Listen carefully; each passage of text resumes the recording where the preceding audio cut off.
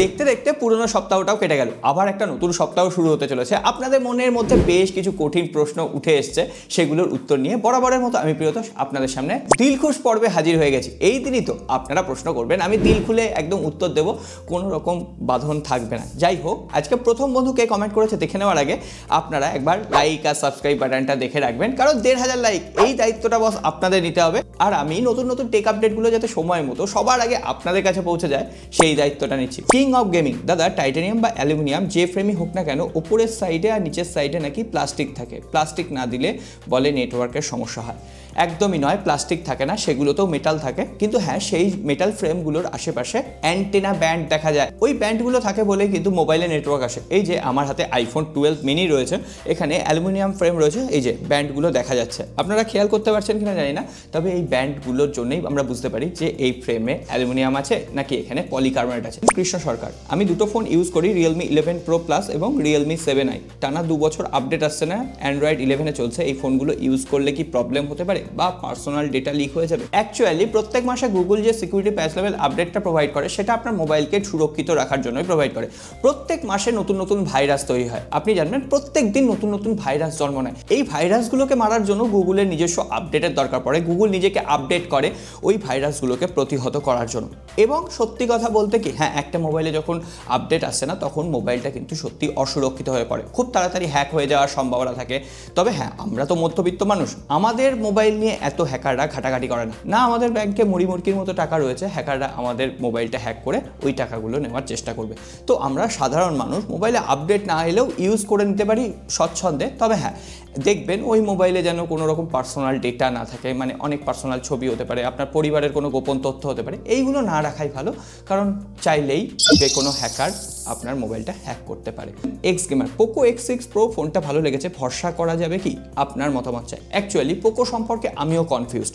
মোটামুটি বছর 2 আগে পোকোর এত প্রবলেম হচ্ছিল, মাদারবোর্ড উড়ে যাচ্ছিল, বক্সে মাদারবোর্ড দেওয়া হবে কিনা এই নিয়ে বেশ কিছুটা হাসাহাসি ঠাট্টা চলছিল। কিন্তু ইদানিং মোটামুটি লাস্ট 6-7 মাস পোকোর কোনো মাদারবোর্ড উড়ে গেছে বা পোকোর ফোনের ডিসপ্লে প্রবলেম হয়েছে বা আপডেটের প্রবলেম এসছে, এই ধরনের প্রবলেমগুলো কিন্তু টুইটারে দেখা যাচ্ছে না। আমি টুইটারে রীতিমতো ঘন্টা দেড়েক প্রত্যেক দিন টাইম দিই, কিন্তু এই পোকোর কোনো প্রবলেম কিন্তু আমি অন্তত নোটিস করছি না। তো তার মানে এটা নয় যে পোকো একদম শুধরে গেছে, পোকোর কোনো স্মার্টফোনেই প্রবলেম আসছে না। হয়তো যখন প্রবলেম আসছে সেই প্রবলেমগুলো নোটিসেবল হচ্ছে না বা টুইটারে আপলোড হচ্ছে না, তবে প্রবলেমের মাত্রা কমেছে এটা বলাই যায়। আর পোকো X6 প্রো আমি চাইছি লং টার্ম একটা রিভিউ তৈরি করার জন্য। আপনারা ইন্টারেস্টেড থাকলে লং টার্ম রিভিউ আসবে। অলরেডি ফোনটা কিন্তু আমি আমার একজনকে দিয়েছি টেস্ট করার জন্য, চুটিয়ে গেমিং টেস্ট করবে, ব্যাটারি কতক্ষণ যাচ্ছে, ক্যামেরা কেমন কাজ করছে। তবে হ্যাঁ, ক্যামেরা এখনো পর্যন্ত অনেকটাই উইক রয়েছে, এটুকুই বলবো। আর আমার ক্ষেত্রে যদি ব্যাপারটা হতো, তাহলে তো আমি একদম হার্ডকোর গেমার নয়।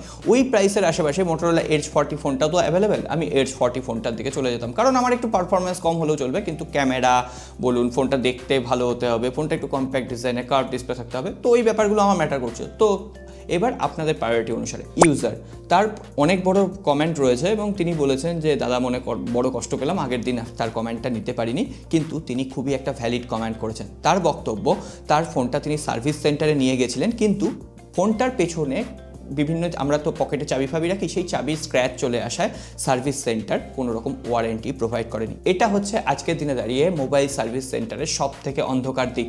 দেখুন, আমরা একটা স্মার্টফোন যখন ইউজ করছি, সেই ইউজের ছাপ স্মার্টফোনটার উপর অবশ্যই থাকবে।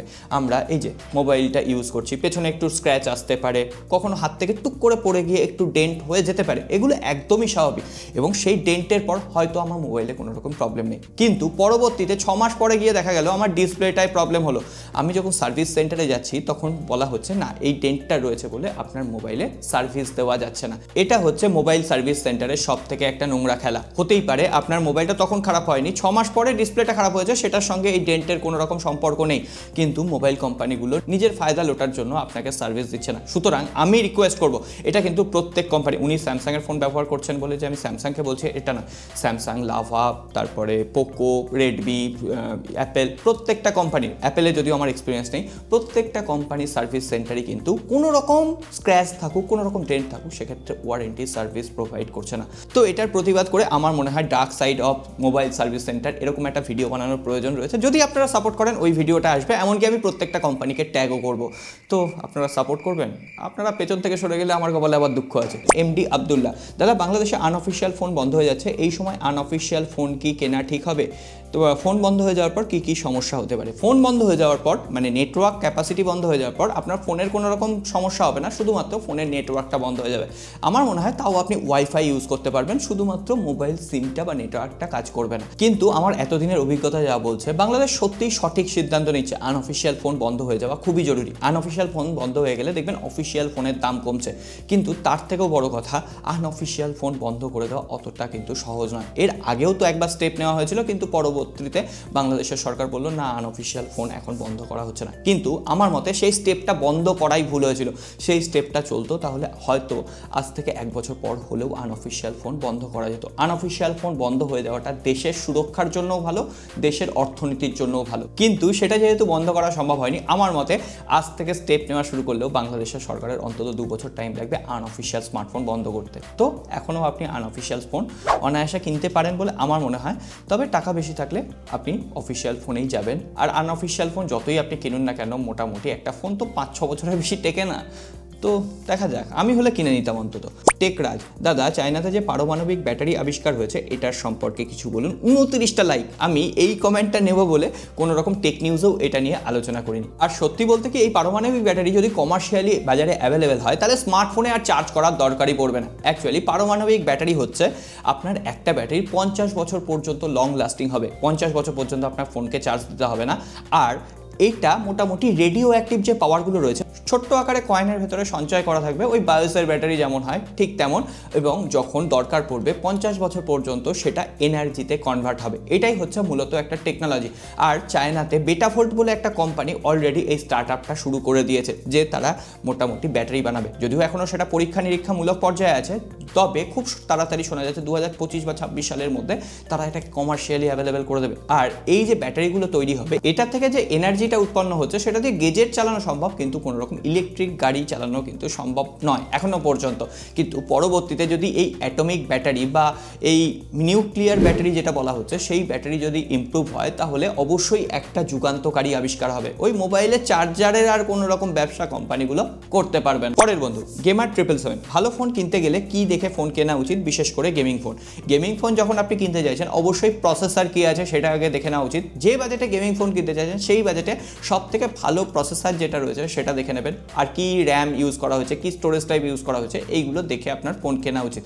কিন্তু আপনি যদি ক্যামেরা সেন্ট্রিক স্মার্টফোন চান তাহলে ওই বাজেটে সব থেকে ক্যামেরা ভালো যে ফোনটাই রয়েছে সেই ফোনটা কিনে নেওয়া উচিত। আর আপনি যদি একটা ভালো এক্সপিরিয়েন্স চান তাহলে ওই বাজেটে সব থেকে সেরা সফটওয়্যার অপটিমাইজেশন কে দিচ্ছে সেটা দেখে ফোন কেনা উচিত।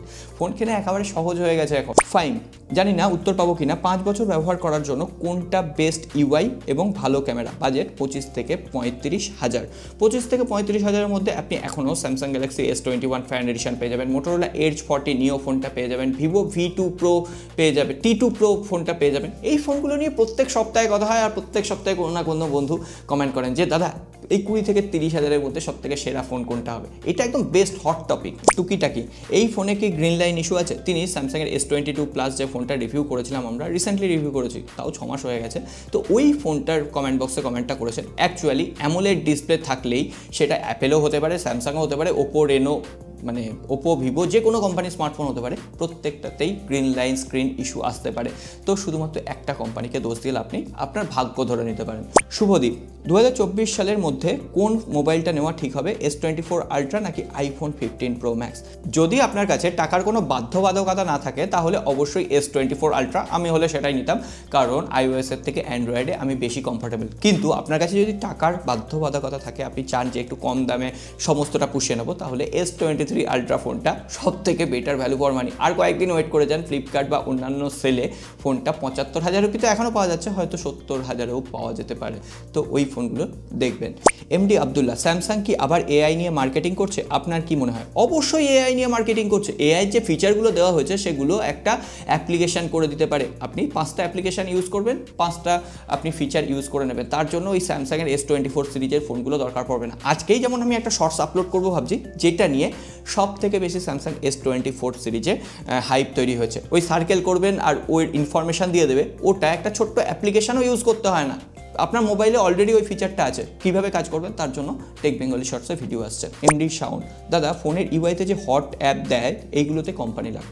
অ্যাকচুয়ালি ওই হট অ্যাপসের ভেতরে যে সমস্ত অ্যাপ্লিকেশনকে রেকমেন্ড করা হয় ওই সমস্ত অ্যাপ্লিকেশনগুলো মোবাইল কোম্পানিকে টাকা দেয়, এবং যত নোংরা অ্যাপ্লিকেশন হবে তত বেশি টাকা কোম্পানিগুলো কামাই করতে পারবে। আর তার উপর যদি আপনি ইনস্টল করে নেন, সেই ইনস্টল পিছুও কিন্তু কোম্পানি টাকা পায়। সুতরাং এটা সমস্তটাই বিজনেস, তবে আপনার বিজনেস নয়, কোম্পানির বিজনেস। পরের বন্ধু গৌরব, দাদা আজকাল ইনফিনিক্স, টেকনো এই সমস্ত কোম্পানিগুলোর গুণকীর্তন সব জায়গায় শোনা যাচ্ছে, স্পেসিফিকেশানই কি সব? আর যদি তাই হয় তাহলে অ্যাপেল 4GB মানে 4GB র্যাম দিয়ে 80,000 টাকা দাম রাখছে কেন? অ্যাকচুয়ালি অ্যাপেলের ব্যাপারটা সম্পূর্ণ আলাদা। অ্যাপেল 4GB র্যাম দিয়ে নিজের অপারেটিং সিস্টেম চালাচ্ছে, কিন্তু অন্যান্যরা অন্য কোম্পানির র্যাম দিয়ে, হতে পারে কেউ স্যামসাংয়ের র্যাম ব্যবহার করছে, হতে পারে কেউ অন্য কোম্পানির র্যাম ব্যবহার করছে, ওই র্যাম দিয়ে অন্য একটা অপারেটিং সিস্টেম, গুগলের অ্যান্ড্রয়েড অপারেটিং সিস্টেম ইউজ করছে।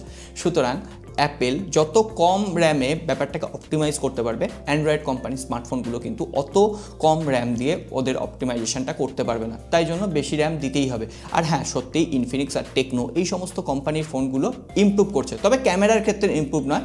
আপনি যদি 20,000 রুপিতে ইনফিনিক্স GT10 Pro স্মার্টফোনটাকে দেখেন, তাহলে সেটা বেটার পারফরমেন্স এখনও পর্যন্ত প্রোভাইড করছে। MD আরশাদুল্লাহ, দাদা আমি নিয়মিত আপনার ভিডিও দেখি, এখন তার প্রশ্ন হচ্ছে S21 FE পছন্দ হয়েছে, কিন্তু এটা 2 বছর আগে লঞ্চ হয়েছে, এই অবস্থায় A54 কিনবেন না মোটরোলা Edge 40 Neo কিনবেন? তো আমার মতে আজকের দিনেও S21 FE অনায়াসে নেওয়া যায়, কারণ S21 FEর যে কোয়ালকম ভার্সনটা সেটা 1 বছর ঘোরেনি, 6-7 মাস হলো ইন্ডিয়াতে লঞ্চ করেছে, এবং সেটা এখনও 4 বছর আপডেট দেবে।